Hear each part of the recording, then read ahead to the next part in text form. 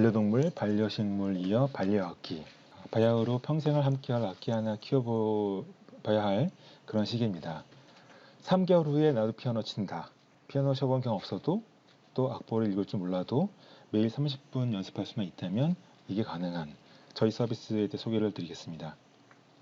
가장 배우고 싶은 악기는 전 세계적으로 피아노입니다. 피아노 경우 33% 정도, 기타가 11%, 드럼이 7%라고 하더라고요. 전 세계적으로 공통적으로 나타나는 현상입니다. 악기 사업에서 대부분의 수익원은 초보자고 이 중에서 90%가 1년 안에 포기를 한다고 합니다. 그래서 이 포기자 중에 한 10%만 줄이더라도 시장은 2배가 될 수 있다. 그런 통계가 나오고 있는데, 아래는 이제 제가 아는 분이 써놓으신 글이 마치 기타에 대해서 같은 얘기 나오길래 캡처해 봤습니다. 초보자가 피아노를 배울 때 왜 어려운가? 여러 가지가 있겠습니다만은 대부분 다 보면 관찰하면 그런 것 같아요. 양손을 똑같이 연주하는 건 쉬울지 몰라도 또 다르게 연주한다? 그리고 어려운 악보를 빨리 읽어야 된다. 이런 것들을 어려워하시는 것 같아요. 사실은 피아노 연주가 어려운 건 맞습니다.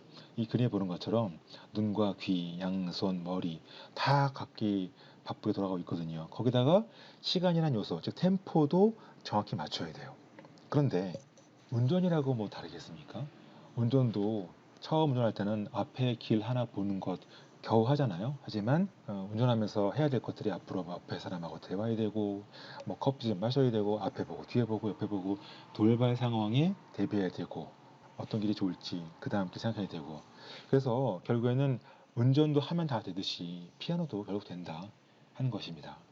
피아노를 빨리 배우는 원리를 말씀드리면, 이거는 저희가 발견하고 또 저희가 추구하고 있는 것인데요.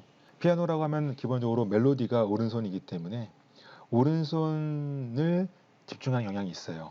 하지만 오른손부터 시작하면 그 피아노 연습은 굉장히 어렵거나 결국 실패하게 됩니다.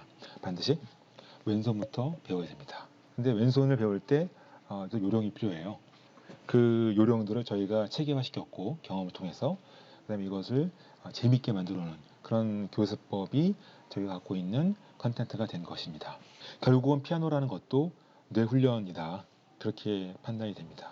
자, 그럼 기존 교습에서는 왜 안 되는가를 살펴보면은, 이것 또한 또 전 세계적으로 같은 현상인데, 교습을 하는 그 강사분이 원곡 중심의 클래식을 연주했던 분이 대부분이세요. 그러니까 당연히 그런 것을 선호할 것이고, 또 대개는 이제 아동들, 초등학교 초반, 유치원 끝에서부터 그렇게 하지 않습니까? 오프라인 학업의 연장으로 인식이 되고, 사실은 이거는 부모님 수요 시장입니다. 애들이 뭐 1년에서 4년까지 길게 배우고요. 이런 시장으로 충분하기 때문에 굳이 다른 시장에 눈을 돌리지 않는 그런 현상이 있습니다.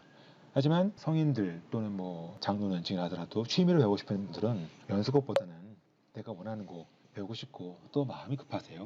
3개월 만에 뭔가 성과가 있어야 할 것이고, 온라인도 가능하다. 이런 것이 저희가 타겟하고 있는 새로운 시장입니다.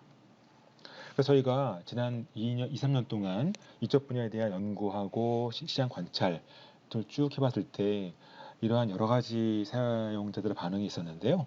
특히 이 중에서 가장 중요한 거는 내 수준에 맞는 교습법이 있어야 되겠다.